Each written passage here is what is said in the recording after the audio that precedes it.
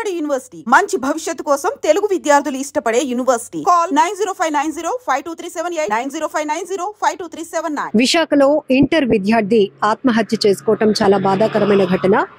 కంచరపాలెం ఇందిరానగర్ కు చెందిన Ambati Revanth Kumar first year చదువుతున్నాడు. అయితే తనకు వచ్చిన కష్టం ఏంటో తెలియదు, కానీ ప్రస్తుతానికి అందుతున్న సమాచారం ప్రకారం ఎగ్జామ్స్ బాగా రాయలేదు అని మనస్తాపం చెందినటువంటి ఆ అబ్బాయి రైల్ ట్రాక్ పైన తలపెట్టి ఆత్మహత్య చేసుకోవాలనుకున్నాడు.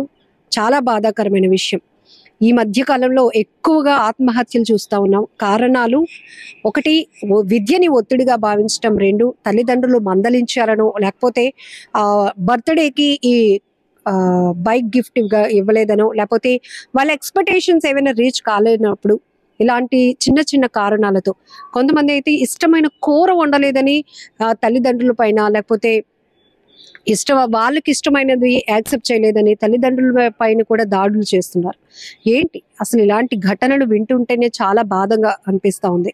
ఇక్కడ ఇంటర్ చదువుతున్న విద్యార్థి, అది కూడా ఫస్ట్ ఇయర్, ఇంకా తనకి చాలా ఫ్యూచర్ ఉంది. ఇప్పటి వరకు తల్లిదండ్రులు ఆ అబ్బాయి పైన ఎన్నో ఎక్స్పెక్టేషన్స్ పెట్టుకున్నారు. తన అబ్బాయి బాగా చదువుకుంటున్నాడు కాబట్టి మంచి ఫ్యూచర్ ఉంది, ఇక వాళ్ళకి తిరుగులేదు, ఆలోచించాల్సిన అవసరం లేదు, ఇప్పటి వరకు కష్టపడ్డాం, ఇక వాళ్ళ లైఫ్ వాళ్ళే డిజైన్ చేసుకోగలుగుతారు అనే ఒక నమ్మకం ఆటోమేటిక్గా 10th క్లాస్ తర్వాత పిల్లల పైన తల్లిదండ్రులకు ఒక ఫుల్ కాన్ఫిడెన్స్ అనేది బిల్డ్ అయిపోతూ ఉంటుంది.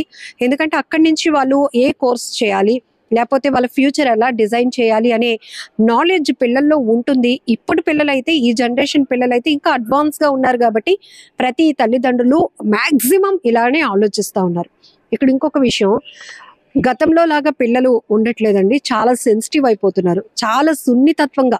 ఎందుకు ఒకరి నుంచి ఇంకొకరు ఇన్ఫ్లుయెన్స్ అవుతున్నారో ఏమో తెలీదు. లేకపోతే ఈ అబ్బాయి ఇలా చేశాడు, లేకపోతే మా ఫ్రెండ్ అలా చేశాడు, వాళ్ళ అమ్మ వాళ్ళు ఎలా కోఆపరేట్ చేస్తున్నారు, మా పేరెంట్స్ ఎందుకు అలా చేయట్లేదు అని ఇలా వాళ్ళకు వాళ్ళే అనాలిసిస్ చేసుకొని మేము అనుకున్నది జరగట్లేదు అని, లేకపోతే చదువుని ఒత్తిడిగా తీసుకోవడం, చదువు మాకు ఎక్కట్లేదు, అలా అని మేము ఫ్యూచర్లో ఏమవుతామో తెలీదు, మా పేరెంట్స్ ఎక్కడైనా ఇబ్బంది పడతారా మా వల్ల అని, ఇలా రకరకాల ఆలోచనలతో వాళ్ళు మదన పడుతూ దాన్ని మనసుకి ఒత్తిడి ఎక్కువగా తీసుకుంటూ ఆఖరికి ఇంకా బ్రతుకుండే కన్నా తల్లిదండ్రులకి భారంగా మారే కన్నా చనిపోతే బాగుంటుంది అనే ఆలోచనకు వెళ్తున్నారు. ఇది చాలా దారుణం, చాలా బాధాకరమైన విషయం కూడా. ఇది తప్పుడు నిర్ణయం ఖచ్చితంగా చెప్పొచ్చు. ఎందుకంటే ఒక్కసారి మీ ప్రాబ్లం ఏదైనా ఉంటే పేరెంట్స్ కి చెప్పడానికి, కన్వే చేయడానికి ట్రై చేయండి. అలానే ఇక్కడ పేరెంట్స్ పాత్ర కూడా చాలా కీలకం.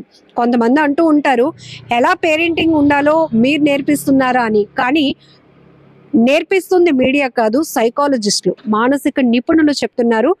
ఈ రోజుల్లో మీడియా ప్రభావం కానీ లేకపోతే సోషల్ నాలెడ్జ్ అనేది లేకపోతే ఏదైతే డిజిటల్ కంటెంట్ కొంత, ఇవన్నీ కూడా పిల్లల పైన ఏంటి పెద్దవాళ్ళ పైన ఏంటి ప్రతి ఒక్కరి పైన చాలా తీవ్రమైన ప్రభావం చూపిస్తున్నాయి. కాబట్టి ఇలాంటి నిర్ణయాలు తీసుకోవడానికి కూడా ఇవి కొన్ని కారణాలుగా మారుతున్నాయి. కాబట్టి పిల్లలు ఒకవేళ ఏదైనా మూడీగా ఉంటే, ఎందుకు ఈ మధ్య అంతా చాలా యాక్టివ్గా ఉన్న మా అబ్బాయో లేకపోతే మా అమ్మాయో ఎందుకు కొంచెం డల్గా ఉంది, ఏదో చెప్పడానికి ట్రై చేస్తోంది, కానీ మనం కాసేపు టైంని పెట్టి వాళ్ళతో ఇంటరాక్ట్ అవుదాం, ఇవన్నీ కూడా చాలా అవసరం. అయితే ఈ గ్యాప్ రావడానికి కూడా చాలా కారణాలు. ఇవి కూడా సైకాలజిస్టులు చెప్తున్నటువంటి మాటలు. వాళ్ళు అనేక అధ్యయనాల్లో కూడా వస్తుంది ఏంటంటే, గతంలో కుటుంబ వ్యవస్థ చాలా హెల్దీ వాతావరణంలో ఉండేది. అమ్మమ్మో నాన్నమ్మో అమ్మో నాన్నో అత్తో మామో ఇలా ఎవరో ఒకరు బాండింగ్ అనేది వాళ్ళ చుట్టూ వైఫైలో ఉండేది. కాబట్టి మిస్ అవుతున్నాం మా వాళ్ళని అనే ఫీలింగ్ ఎవరికి ఉండేది కాదు. ఒకవేళ చాలా మంది చూడండి, మా అమ్మ నాన్న కన్నా మా మామయ్య అంటే చాలా ఇష్టం అంటారు, లేకపోతే మా తాతయ్య అంటే నాకు చాలా ఇష్టం అంటారు.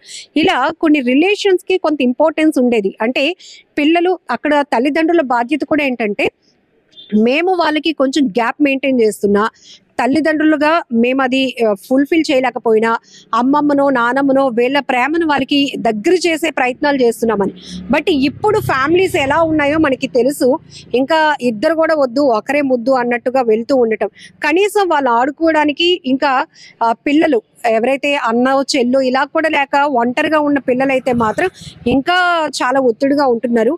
ఇప్పుడు ఎగ్జామ్స్ సీజన్, అలానే హాలిడేస్ సీజన్ కూడా.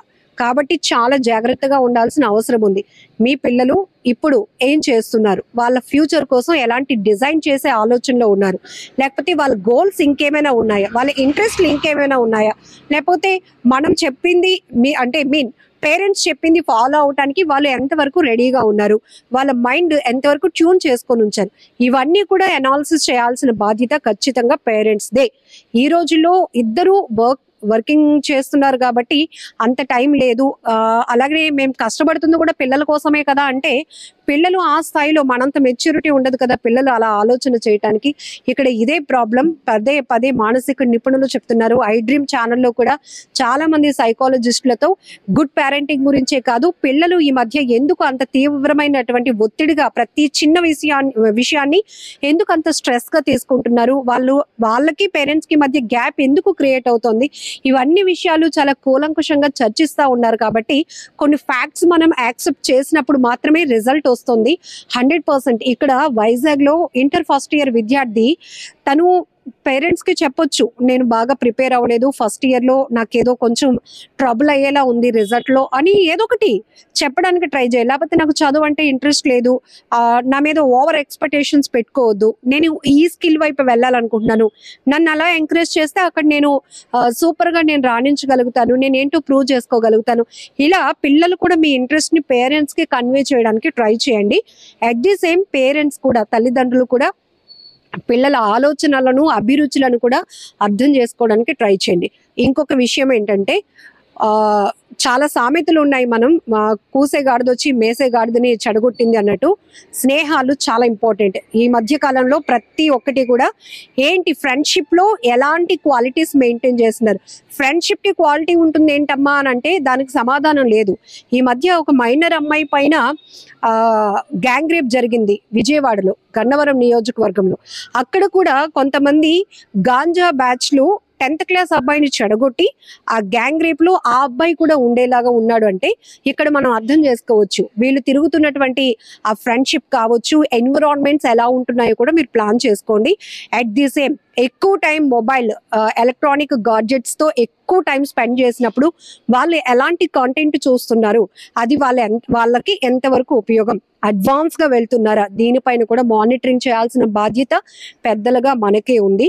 అది పేరెంట్స్ కి ఉంది కాబట్టి కొంచెం ఇలాంటి కేర్స్ అన్ని తీసుకోవాల్సిన అవసరం కూడా ఉంది. ఇక్కడ జిఆర్పి పోలీసులు చెప్పింది కూడా, ఇంటర్ ఫస్ట్ ఇయర్ విద్యార్థి రైల్వే ట్రాక్ పైన ఆత్మహత్య చేసుకోవటం అనేది మొదటగా రైల్వే పోలీసులే విస్తుపోయారు. ఏంటి ఇలాంటివి ఎక్కువగా వింటున్నాం, అలాంటిది చాలా మంచి ఫ్యూచర్ ఉంది అబ్బాయికి. ఈవెన్ ఎగ్జామ్స్ రాసిన తర్వాత కనీసం హాలిడేస్ ని కూడా ఎంజాయ్ చేయలేనటువంటి పరిస్థితిలో పిల్లలు ఉంటున్నారంటే ఎడ్యుకేషన్ ని కూడా ఒక స్ట్రెస్ గా తీసుకుంటున్నారు.